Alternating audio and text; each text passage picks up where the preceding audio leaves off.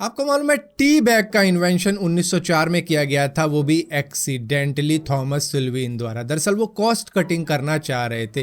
वो जो अपने पोटेंशियल कस्टमर है टी के, उनको सैंपल भेजना चाह रहे थे, लेकिन वो सोच रहे थे कि अगर इनको बॉक्स में भेजूंगा तो ज़्यादा पैसे लग जाएंगे भेजने में ही, तो मैं इनको पाउच में भेज देता हूँ। तो उन्होंने सिल्क के छोटे छोटे पाउच बनवाए और उसके बाद में उनको टी के सैंपल भर के भेज दिए, जिसके बाद में लोगों को ऐसा लगा कि इसको चाय में डुबो कर देखना है और उन्होंने वैसा ही किया, जिसके बाद में टी बैग इन्वेंट हो गया था। और इसके बाद में इनके बहुत ज़्यादा ऑर्डर एकदम से थॉमस सुल्वीन के पास में आ गए थे, तो उन्होंने इसी तरीके से आगे टी बैग बनाकर बेचने शुरू कर दिए थे। Welcome to amazing random fact. मेरा नाम है भारत शर्मा, आप देख रहे हो इसको। आशा करता हूँ आज का दिन आपको बहुत अच्छा बीत रहा होगा।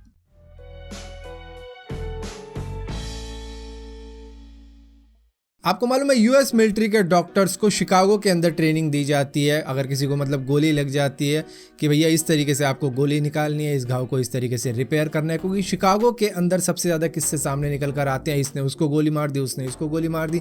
मतलब शूट आउट वहाँ पर ऐसा है कि चलता ही रहता है। अगर आपको यकीन नहीं आता तो बस गूगल में लिखना शिकागो शूट आउट और उसके बाद में न्यूज़ टैब पर दबा देना। हर दिन आपको नया किस्सा वहाँ पर देखने को मिल जाएगा। क्या आपके हिसाब से कोई इंसान बिना हार्ट के जी सकता है? नहीं ना। लेकिन एक 14 साल की लड़की जिनका नाम था डाना सिमंस, जो कि 118 दिनों तक बिना हार्ट के जी थी। दरअसल उनकी बॉडी के साथ में अटैच की गई थी एक लाइफ सपोर्टिंग मशीन, जो कि उनके ब्लड को फ्लो करवाती थी उनकी बॉडी के अंदर, और वो करीबन 118 दिनों तक बिना हार्ट के इसी मशीन के साथ में रही थी जब तक उनको एक हार्ट डोनर मिल नहीं गया था। नासा ने दुनिया का सबसे पावरफुल रॉकेट अनवील कर दिया है, जिसकी टेस्टिंग 2021 में की जाएगी। दरअसल ये एक नासा का स्पेस लॉन्चिंग सिस्टम है जिसको SLS कहा जाता है। दरअसल 2024 के वक्त में नासा दोबारा से कोशिश करेगा मून पर एस्ट्रोनॉट को भेजने की, तो ये शायद उसी की तैयारी चल रही है जिसकी टेस्टिंग 2021 में की जाएगी। हालांकि इसके फर्स्ट राउंड की टेस्टिंग अभी की जा चुकी है, जो है फ्यूल टैंक की टेस्टिंग।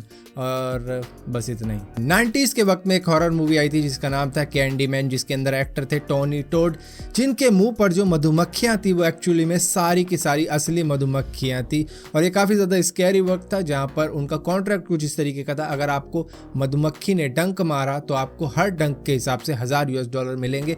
और इस हिसाब से उनको करीबन $23,000 दिए गए थे, क्योंकि मधुमक्खियों ने करीबन 23 बार डंक मारा था उनको। एक बहुत ही कमाल की फिल्म आई थी जिसका नाम था इसी का नाम जिंदगी, जिसमें शक्ति कपूर होते हैं, प्राण होते हैं और आमिर खान होते हैं। जहां पर प्राण एक बहुत ही बूढ़े व्यक्ति का कैरेक्टर निभा रहे होते हैं, जिनकी ज़मीन होती है जिस पर नज़र होती है शक्ति कपूर की, और शक्ति कपूर चाहता है इस ज़मीन पर कब्जा करना, जिसकी वजह से वो कहता है कि तुम जब तक जिंदा रहोगे मैं तुम्हें $400 महीने के देता रहूँगा, और जब तुम मर जाओगे ज़मीन मेरी हो जाएगी। कुछ ऐसा कॉन्ट्रैक्ट बंध जाता है उनके बीच में, लेकिन प्राण कभी भी उस फिल्म में मरता नहीं है, जबकि शक्ति कपूर मर जाता है। बहुत ही कमाल की मूवी थी, देखने लायक मूवी है, देखना जरूर। और इसी तरीके की सेम चीज हुई थी 1965 में एक 90 साल की महिला जिनका नाम था जीनी लुइस, उनके साथ में एक 47 इयर्स का लॉयर आया था उनके घर पे, ये कह के कि अब तुम्हारा कोई वारिस तो रह नहीं गया है, तो क्यों ना हमारे बीच में एक कॉन्ट्रैक्ट साइन कर लिया जाए, जिसको लाइफ स्टेट कॉन्ट्रैक्ट भी कहा जाता है, कि जब तक तुम जिंदा रहोगी मैं तुम्हें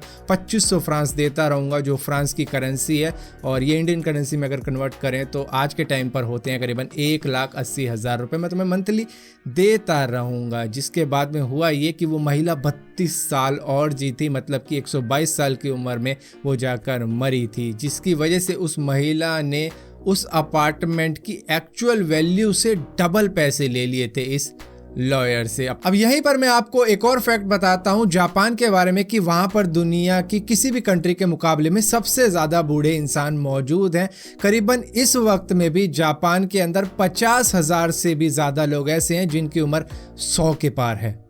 आ रहा है ना दिमाग में ख्याल कि जापान का अगर वीजा लग जाए तो हम भी कुछ ऐसा कॉन्ट्रैक्ट कर लें। अगर आप विंडोज ऑपरेटिंग सिस्टम यूज करते हो तो आपके कंप्यूटर में कई बार आपको Ctrl+Alt+Delete दबाना पड़ जाता होगा, क्योंकि आप किसी विंडो या एप्लीकेशन या सॉफ्टवेयर से बाहर नहीं निकल पा रहे हो और आपको किसी तरीके से टास्क मैनेजर में पहुंचकर उस एप्लीकेशन, सॉफ्टवेयर या फिर जो भी दिक्कत आ रही है उसको टैकल करना हो, जिसके लिए आपको 3 बटन एक साथ दबाने पड़ते हैं।